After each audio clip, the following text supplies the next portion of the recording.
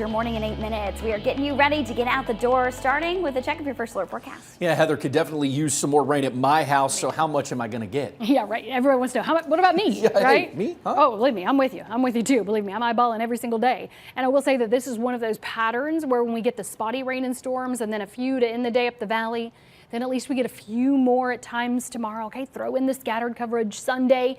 At least it helps to fill in some of those gaps. So some of you saying, I haven't seen a drop. You can see we have at least more of those pockets of that 1/2 inch to an inch in parts of the south to central valley. Isolated, 1.5 to 2. So even more isolated there. Same story plateau, but get a little bit more of that banding because you get more of the pop-ups even on a day like today. 1/2 inch to an inch. There's a band of heavier rainfall in parts of Morgan and Anderson and North Knox. Same story here closer to Knox, Kentucky and Bell County. I've got the whole area mapped out in that rainfall forecast where you live.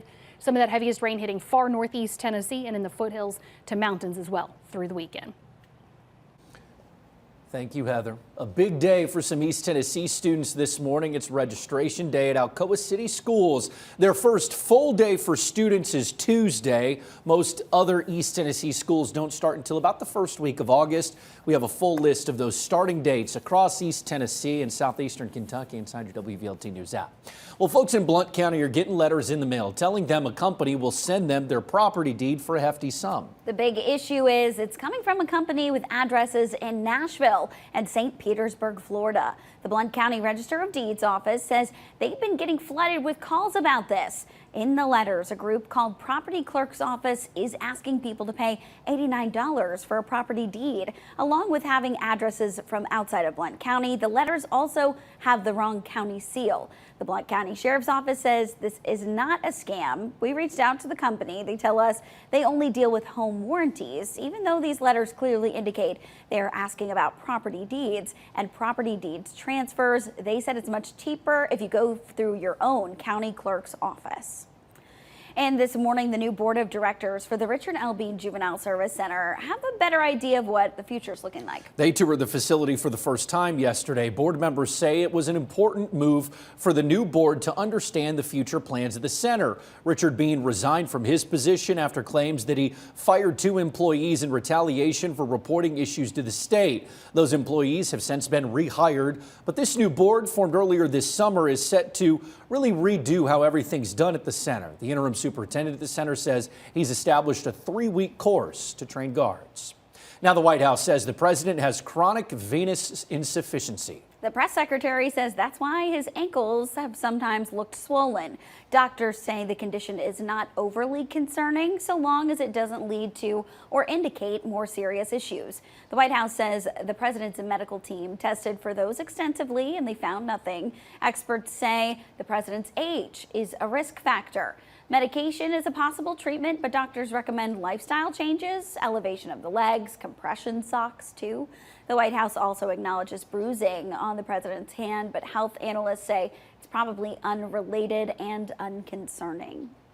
Well, House Republicans gave the final stamp of approval for $9 billion in spending cuts from the federal government. Those cuts, recommended by the Department of Government Efficiency, cancels funding Congress previously approved. It eliminates about $8 billion of foreign aid from programs and another $1 billion from public broadcasting. Congress passing the package under an obscure presidential budget law used to circumvent the Senate filibuster. The president is the first in about 30 years to successfully use the maneuver. Well, if you want to vote in the city of Knoxville's primary election featuring several city council races, you are running out of time to register. The deadline to register is a week from Monday, July 28th. This year's primary election day is coming up August 26th. Early voting starts August 6th and goes to the 21st. Well, one lucky lottery player in Campbell County is a whole lot richer this morning. Yeah, the Tennessee Lottery says there has been a big winner in Wednesday night's drawing. Lottery officials say the winning ticket was sold at the Bread Box on East Central Avenue in La Follette. They say a player won $280,000 in the Tennessee Cash game. We still do not know who won the prize. More information will be released once the ticket is claimed.